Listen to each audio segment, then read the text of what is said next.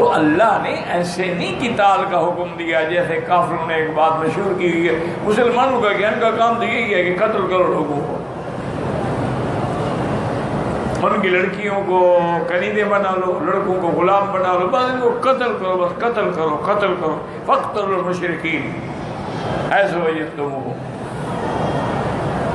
یہ بات نہیں ہے۔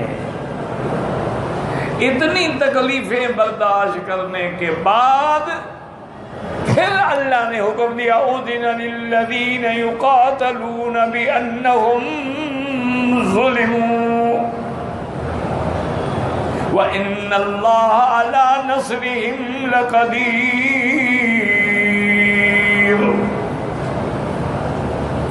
اتنی تکلیفوں کے بعد حکم ہوا، اب اذن دیا گیا کہ جن نے ظلم کیا ہے، آپ مظلوم ہیں، آپ دفاع کر سکتے ہیں، آپ قتال کر سکتے ہیں۔ بسم اللہ الرحمن الرحیم۔ من الجہاد وما فیہا من الحکم، سورۃ التوبہ، تفسیر ابن کثیر۔ الحمدللہ رب العالمین، والصلاة والسلام على اشرف الانبیاء وسید المرسلین سیدنا محمد وعلى آلہ واصحابہ اجمعین۔ اللہم صل علی سیدنا محمد وعلى آل سیدنا محمد کما صلیت علی ابراہیم وعلى آل ابراہیم فی العالمین انک حمید مجید۔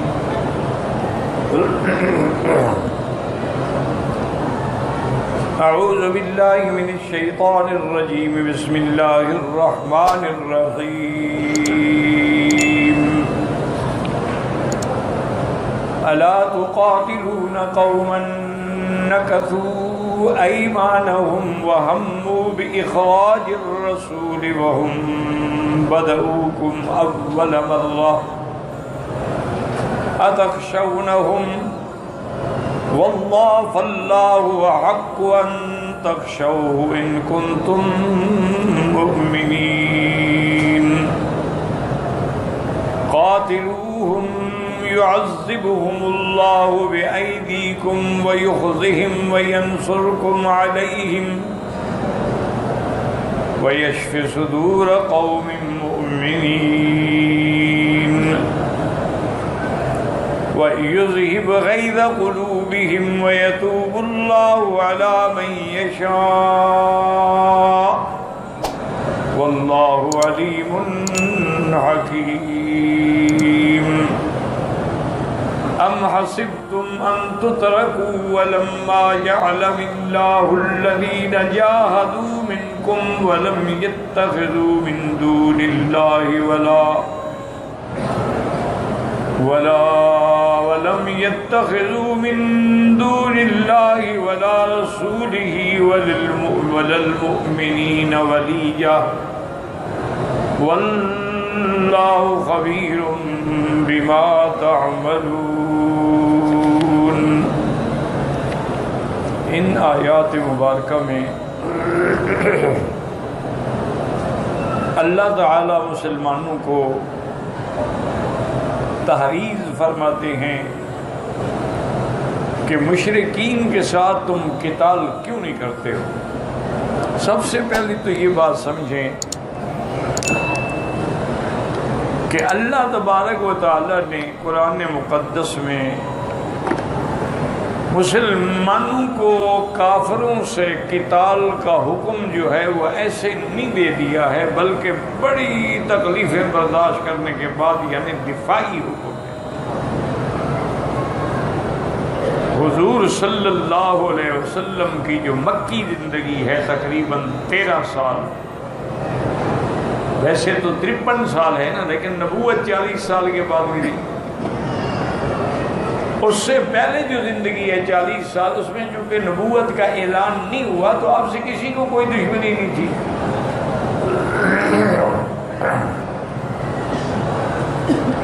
جب اللہ نے آپ کو اپنی نبوت و رسالت کے لیے منتخب فرمایا، آپ پہ وحی نازل فرمائی، اللہ نے آپ کو حکم فرمایا کہ یا ایھا المدثر قم فانذر وربک فکبر، تو اب حضور نے جب دعوت توحید دی تو اب وہ ایسے کفار کے دلوں میں جیسے آگ بھڑک اٹھی۔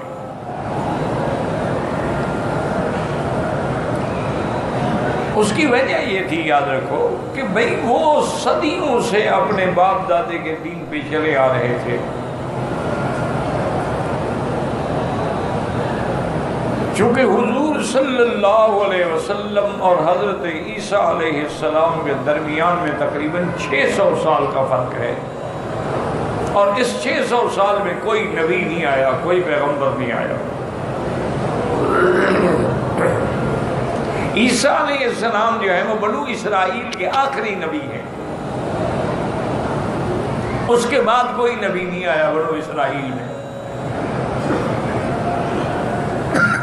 600 سال کے بعد حضور کی نبوت اور بعثت ہوئی، اور وہ بھی بولتے اسماعیل میں۔ تو 600 سال یعنی 6 صدیاں بیت گئیں، اور وہ لوگ اپنی اس بت پرستی کو دین سمجھے ہوئے تھے، اور سب سے پہلا شرک یہی بت پرستی ہے کہ نوح علیہ السلام کے زمانے میں جو شرک شروع ہوا وہ یہی تھا کہ بتوں کی عبادت کرتے تھے۔ نوح علیہ السلام نے بڑی زور لگایا، توحید بیان کی، دعوت دی، 950 سال تک دعوت دی، لیکن کافر اپنے باپ دادے کے دین پہ لا تذرن آلہتکم، اپنے خداؤں کو نہ چھوڑو، ودن ولا سواعن ولا یغوث ولا یعوق ونسرا، یہ ان کے 5 بڑے تھے جو مشہور تھے، ویسے تو کئی خدا بنائے ہوئے تھے۔ بات اچھی طرح سمجھنے کی کوشش کریں اور دعا کریں اللہ مجھے سمجھانے کی بھی توفیق دے۔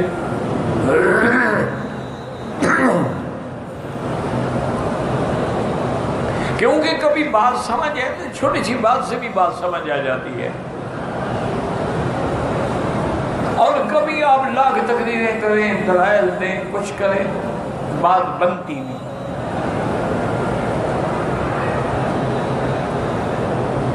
جیسے کہ امام راضی نے اپنا واقعہ بیان فرمایا ہے۔ امام راضی جو ہے بہت بڑے امام تھے، ویسے زیادہ تر ان کا علمی زور جو ہے وہ معقولات میں تھا، عقلیات میں زیادہ بحث تھا، ورنہ بہت بڑے مفسر ہیں، عالم ہیں، محدث ہیں۔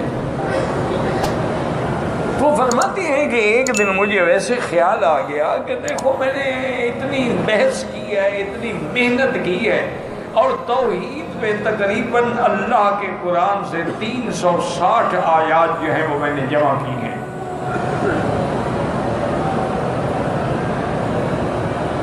لیکن ایک عام آدمی جو ہے، ایک جاہل آدمی جو ہے، اس کو توحید سمجھنا تو بڑا ہی مشکل ہوگا نا۔ اتفاق سے میں گزر رہا تھا، دیکھا دیہاتی گھر ہوتے تھے، کھلے سین ہوتے تھے، کہ بڑھیا بیٹھی ہوئی ہے، وہ اپنے چرخے سے کپاس یا اون کاٹ رہی ہے۔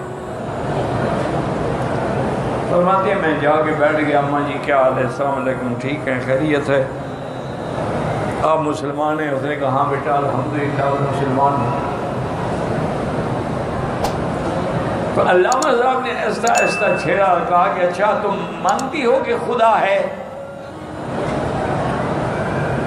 انہوں نے کہا بالکل مانتی ہوں بیٹا، اللہ ہے، اللہ کی ذات ہے۔ انہوں نے کہا کیا دلیل ہے تمہارے پاس کہ خدا موجود ہے، خدا ہے؟ تم نے دیکھا ہے؟ انہوں نے کہا نہیں۔ کبھی بات کی؟ انہوں نے کہا نہیں۔ اس نے کہا تمہیں کیسے یقین ہے کہ خدا ہے؟ اور نے کہا بیٹا میں تو ایک جاہل عورت ہوں، مجھے تو بس اسی چرخے سے سمجھ آیا ہے کہ خدا ہے۔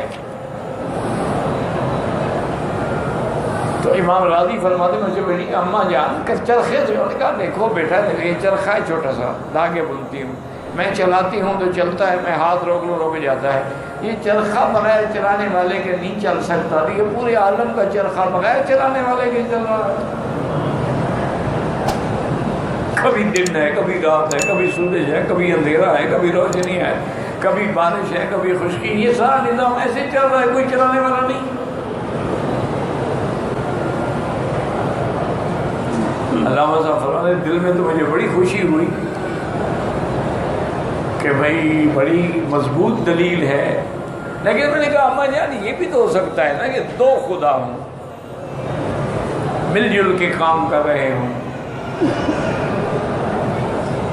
اور نے کہا بیٹا دو خدا بھی نہیں ہے، خدا ایک ہے. انہوں نے کہا اس کی کیا دلیل ہے؟ اس کی دلیل بھی میرے پاس ہی چرخہ ہے، اور کون سی دلیل ہے میرے پاس؟ انہوں نے کہا وہ کہتے ہیں؟ انہوں نے کہا دیکھو میں یوں چلا رہی ہوں، تم اگر اس کو یوں چلاؤ تو چرخہ ہی ٹوٹ جائے گا، چلے گا نہیں. ایک خدا کہے دن ہو، دوسرا کہے رات ہو، یہ نظام تو نہیں چلے گا، درہم برہم ہو جائے گا. تو راضی فرماتے ہیں میرے دماغ کو آئے لو کان فیہما آلہۃ الا اللہ لفسدتا، اللہ کے سوا کوئی اور بھی الہ ہوتا نظام عالم ختم ہو جاتا. کہا دیکھو کتنی پکی دلیل. تو اس لیے اگر بات سمجھنے میں آئے نا جی تو چرخے سے بھی سمجھ آ سکتی ہے، اور نہ سمجھ آئے تو 950 سال تک نوح علیہ السلام توحید بیان کرے نہیں سمجھ آتی.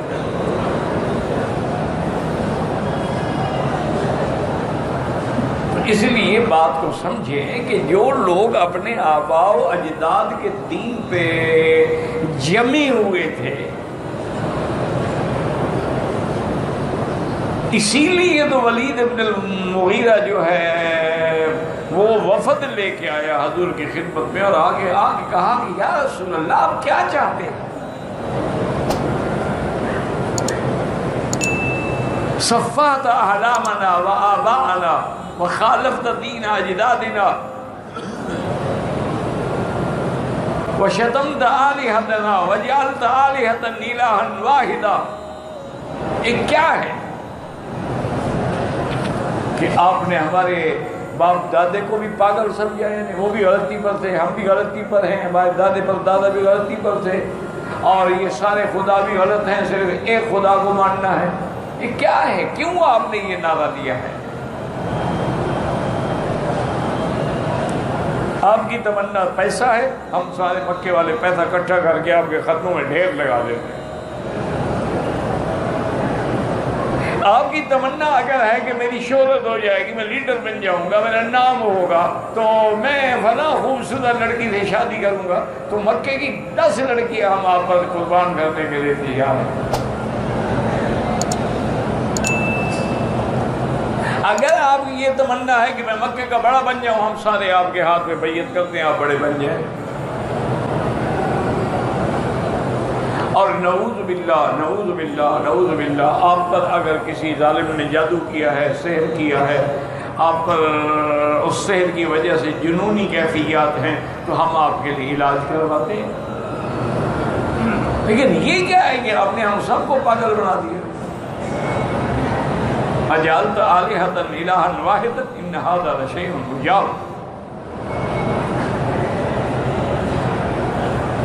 حضور صلی اللہ علیہ وسلم سنتے رہے، اور اس کے بعد آپ نے فرمایا کہ ولید تم نے بات ختم کر دی؟ انہوں نے کہا ہاں. اور انہوں نے کہا اچھا اب تم سنو، اب میں سناتا ہوں. تو حضور پاک نے سورۃ الغافر کی تلاوت شروع، چند آیتیں پڑھی، نے کہا بس بس یا رسول اللہ بس، کم تک گھر تک. بات یاد رکھو، سمجھنے کی کوشش کرو کہ اب دیکھو نا، ایک ہمارے دیہاتوں میں کسی کو 11ویں کی مصیبت پڑی ہوئی ہے، اس کو 11ویں چھڑاؤ کا آسان کام ہے. اس کو کہو بھی 11ویں جو ہے یہ کیا تم نے تماشا بنا رکھا ہے؟ وہ کہا کہ نہیں میں 11ویں کی اگر دودھ تقسیم نہیں کروں گی پیران پیر کے نام پر، میرے تو بچے گونگے ہو جائیں گے. اچھا چلو انسان تو انسان. ہمارے اپنے علاقے میں ایک جگہ ہے جن پور، اس کے قریب ایک پیر کی مزار ہے. وہاں پتہ نہیں مہینے میں یا ہفتے میں ایک دن میلہ ہوتا ہے. تمام جانور جو ہیں ان کو لے کے آتے ہیں، پیر صاحب کی قبر پہ جانور طواف کرتے ہیں. وہ کہتے ہیں کہ نہ لے کے آئے نا تو جانوروں میں بیماری ہو جاتی ہے. پیر صاحب کا فائدہ بندوں کو تو نہیں ہوتا، جانوروں کو ہوتا ہے.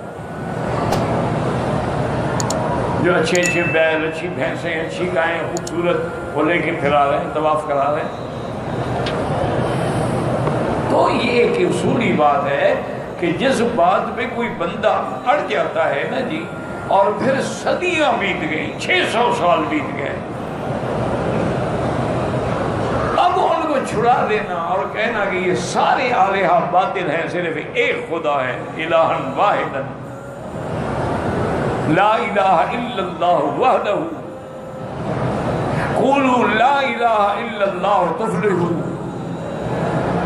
من قال لا الہ الا اللہ دخل الجنہ۔ جب ایک توحید کی، جب ایک اللہ کی الوہیت کی ضرب لگتی ہے نا، تو پھر تو صاف بات ہے، پھر تو دشمن چنگاریاں بھڑک اٹھتی ہیں۔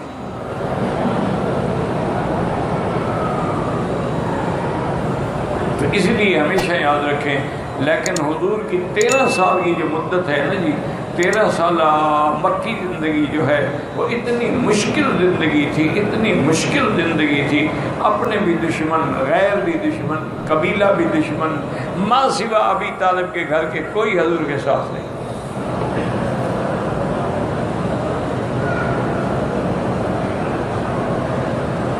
صرف ابی طالب ہے جس نے ساتھ دیا، عبد المطلب نے، وہ بھی فوت تو ابھی نبوت ہی نہیں ملی تو فوت ہو گئے۔ نبوت کے بعد تو صرف ابی طالب آپ کے ساتھ ہے، سارا مکہ مخالف۔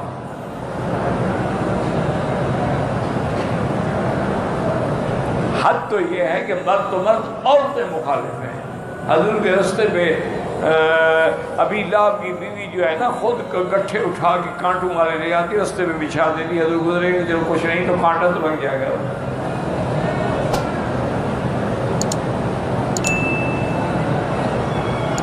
لیکن اتنی تکلیفوں کے بعد حضور نے حکم نہیں دیا جہاد کا، قتال کا، ورنہ اگر بدر میں فرشتے اتر سکتے ہیں، مکے میں نہیں اتر سکتے؟ اگر مکے میں کھڑے ہوئے انگلی کے اشارے سے چاند 2 ٹکڑے ہو جاتے، اتنا بڑا قرہ ہے منور، وہ 2 ٹکڑے ہو سکتا ہے، کفار کے 2 ٹکڑے نہیں ہو سکتے۔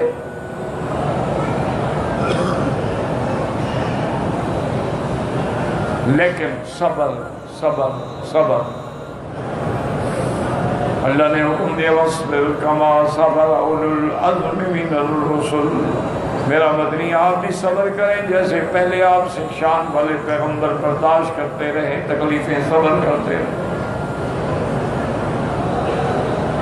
اس لیے حضور صلی اللہ علیہ وسلم جب صحابہ پر گزرتے، آل یاسر پہ گزرتے تو ان پہ ظلم کی انتہا ہو گئی، اور آل یاسر کہتے کہ یا رسول اللہ صلی اللہ علیہ وسلم اللہ سے دعا کریں کب آئے گی ہمارے لیے خوشی۔ حضور فرماتے صبرن صبرن یا آل یاسر، صبر کرو۔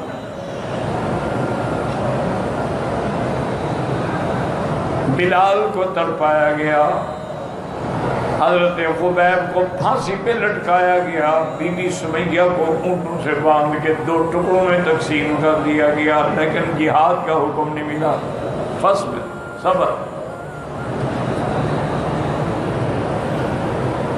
اب جب حضور صلی اللہ علیہ وسلم مدینہ منورہ ہجرت کر کے آئے، اب انتہا ہو گئی نا، کہ انہوں نے گھر بھی چھڑوا دیا، مکے سے نکال دیا۔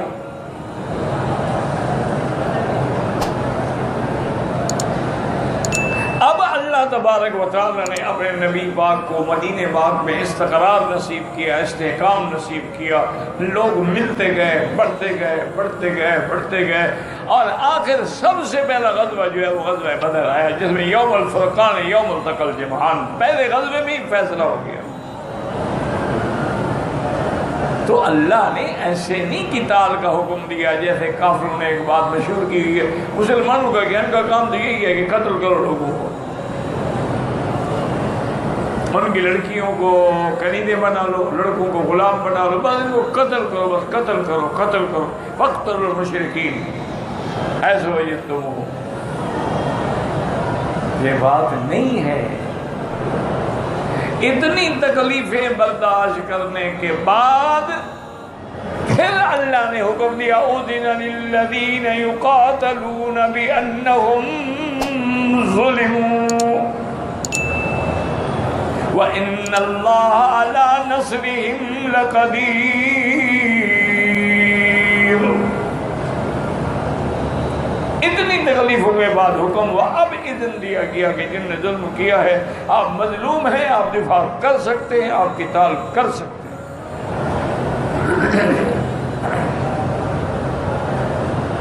تو اس لیے ہمیشہ یاد رکھیں، مسلمانوں نے کبھی جنگ کی ابتدا نہیں کی ہے. ہمیشہ ان کا جہاد دفاعی جہاد ہوتا ہے. ہاں اگر کوئی کافر آئے گا لڑے گا تو اس میں لڑائی ہوگی نا. فَلَا تُقَاتِلُوهُمْ عِنْدَ الْمَسْجِدِ الْحَرَامِ حَتَّىٰ يُقَاتِلُوكُمْ فِيهِ. اگر وہ تمہیں قتل کرے فَاقْتُلُوهُمْ فَاقْتُلُوهُمْ. تو اس لیے ان آیات مبارکہ میں بھی اللہ تعالی مومنوں کو فرماتے ہیں کہ اَلَا تُقَاتِلُونَ قَوْمًا، اس قوم سے کیوں تم قتال نہیں کرتے ہو جن کا پہلا کام کیا ہے کہ نَقَضُوا أَيْمَانَهُمْ، جو عہد کیے تھے، معاہدے کیے تھے، انہیں توڑ ڈالے. وَهَمُّوا بِإِخْرَاجِ الرَّسُولِ، اور جنہوں نے پکا ارادہ کر دیا پیغمبر کو مکے سے نکالنے کا. یہ دوسرا جرم. اور تیسرا جرم کیا؟ وَهُمْ بَدَؤُوكُمْ أَوَّلَ مَرَّةٍ، انہوں نے ابتدا کی ہے لڑائی کی. معاہدے کے بعد انہوں نے آپ کے حلیفوں کے خلاف جنگ لڑی ہے. یہ تین چیزیں جب ہو گئی ہیں اس کے بعد اللہ فرماتے ہیں اچھا تخشونہم، کیا تم ڈرتے ہو ان سے کہ ان کے پاس طاقت ہے، ان کے پاس قوت ہے. فَاللَّهُ أَحَقُّ أَن تَخْشَوْهُ إِن كُنتُم مُؤْمِنِينَ. سب سے زیادہ حق تو اللہ کی ذات کا ہے کہ اس سے ڈریں اگر تم ایمان والے ہو. اگر اس کی نافرمانی کرو گے تو پھر اللہ کا عذاب آئے گا. ڈرنا تو اللہ سے چاہیے. مومن جو ہے وہ کسی بندے سے تو نہیں ڈرتا ہے.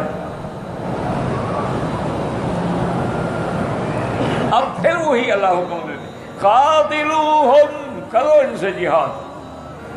کیوں؟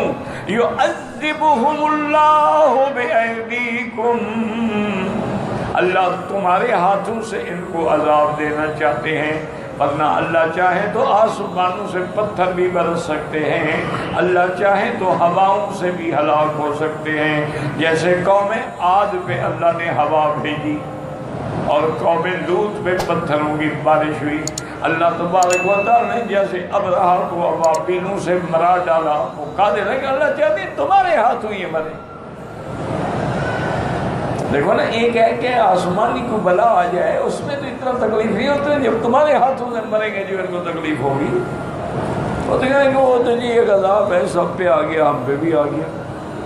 نہیں، ہم چاہتے ہیں تمہارے ہاتھوں مریں. یعذبہم اللہ بأیدیکم، کیوں؟ وَیُخْزِہِم، تاکہ ان کو ذلیل کیا جائے، شرمندہ کیا جائے. وَيَنْصُرْكُمْ عَلَيْهِمْ، اور اللہ تم کو مدد دیں گے ان دشمنوں پر. وَيَشْفِ صُدُورَ قَوْمٍ مُؤْمِنِينَ، اللہ جب مدد دیں گے، کامیابی دیں گے، فتح دیں گے، دشمن رسوا ہوگا تو مومنوں کے دل میں ٹھنڈ بڑھ جائے گی.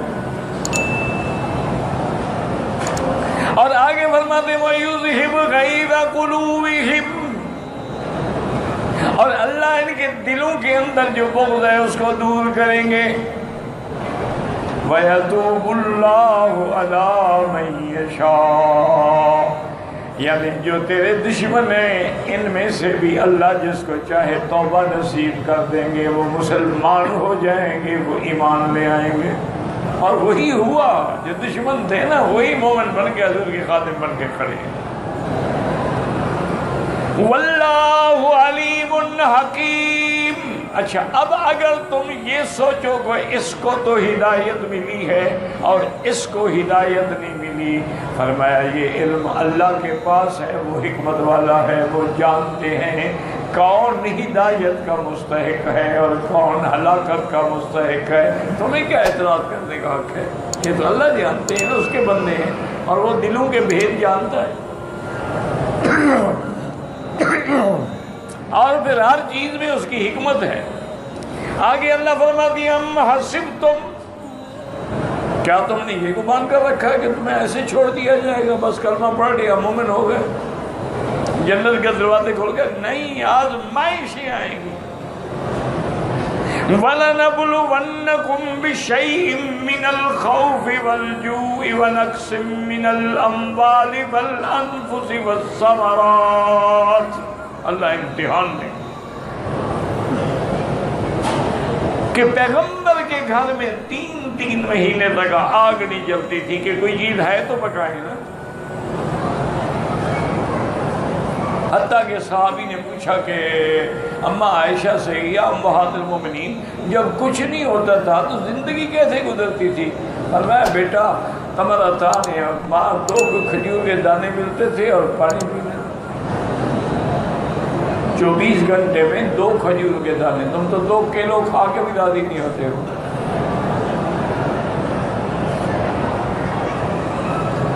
2 گندم، 2 کھجور کے دانے۔ صحابہ سے پوچھا کہ ابھی 2 کھجور، انہوں نے کہا ہم جہاد پہ گئے تھے، پہلے 2 کھجوریں ملتی تھی، پھر کم ہو گئی تو امیر نے حکم دیا کہ اب 1 کھجور روز کی ملے گی، پھر اور کم ہو گئی تو حکم ملا کہ آدھی کھجور ملے گی، پھر ہمیں پتہ لگا کہ 2 کھجور تو بڑی چیز ہے۔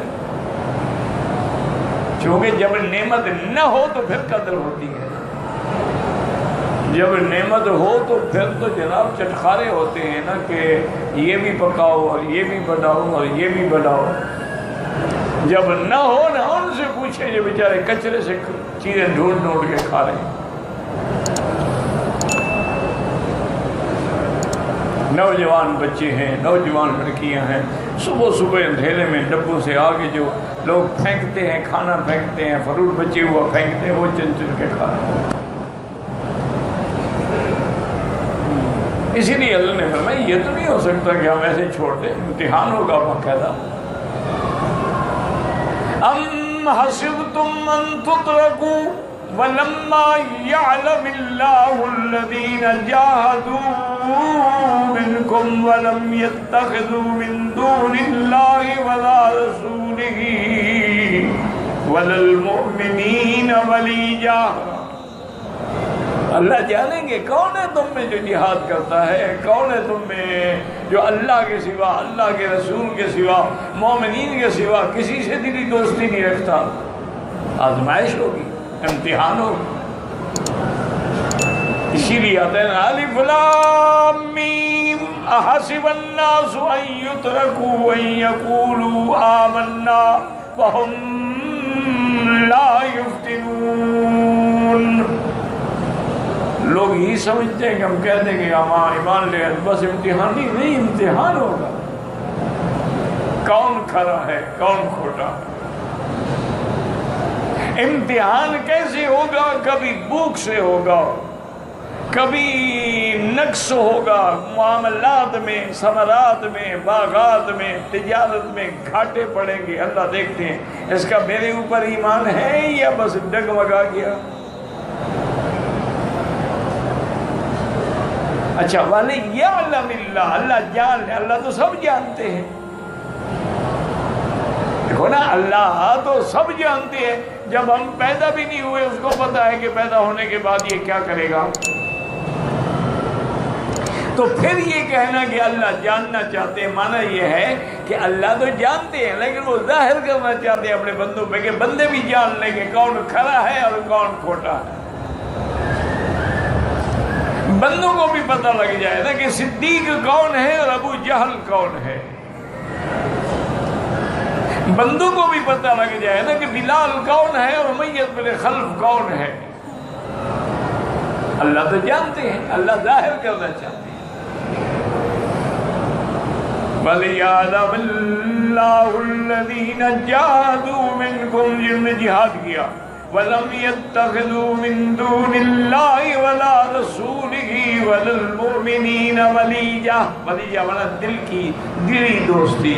کون ہے جو اللہ کے لیے جہاد کیا، اللہ کے سوا، اللہ کے رسول کے سوا، مومنوں کے سوا کسی کو دوست نہیں بنایا؟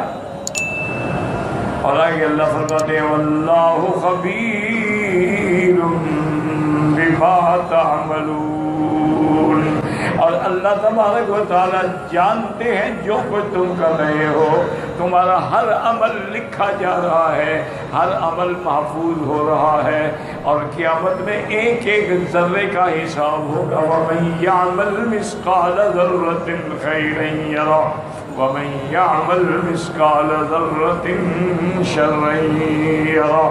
اس لیے بزرگ کہتے ہیں کہ خدا نہ کرے اگر تم گناہوں کا ارادہ کرو تو سب سے پہلے تو یہ جان لو کہ اللہ جانتے ہیں، اللہ دیکھ رہے ہیں۔ پھر جس زمین پہ زنا یا گناہ کرتے ہو، قیامت میں وہ زمین بھی گواہی دے گی کہ اس نے میرے اوپر یہ کیا۔ قرآن میں ہے نا کہ یومئذ تحدث اخبارہا، جس دن زمین بھی بتلائے گی کہ فعل کذا کذا کذا، فلاں بندے نے یہ کیا یہ کیا یہ کیا، تو اللہ کے بندے زمین بھی گواہی دے گی، اور کرامن کاتبین یعلمون ما تفعلون، اللہ نے جو دو فرشتے مقرر کیے ہیں وہ بھی دیکھ رہے ہیں، لکھ رہے ہیں، وہ بھی گواہی دیں گے۔ تو اتنے گواہوں کے سامنے گناہ کرتے ہوئے تمہیں ڈر نہیں لگتا؟ تم کبھی سوچتے نہیں ہو کہ اللہ کے دربار میں جانا ہے؟ یعنی واللہ خبیر بما تعملون، اللہ جاننے والے ہیں جو تم عمل کر رہے ہو۔ اللہ ثبت هذا الایمان، یا اللہ ہمیں صحیح معنی میں ایمان پہ قائم فرما۔ یا الہ العالمین، جن دوستوں نے کہا ہے بیماروں کے لیے اللہم اشفنا واشف مرضانا ومرضى من اوصانا واستوصانا ومرضى المسلمین برحمتک یا ارحم الراحمین۔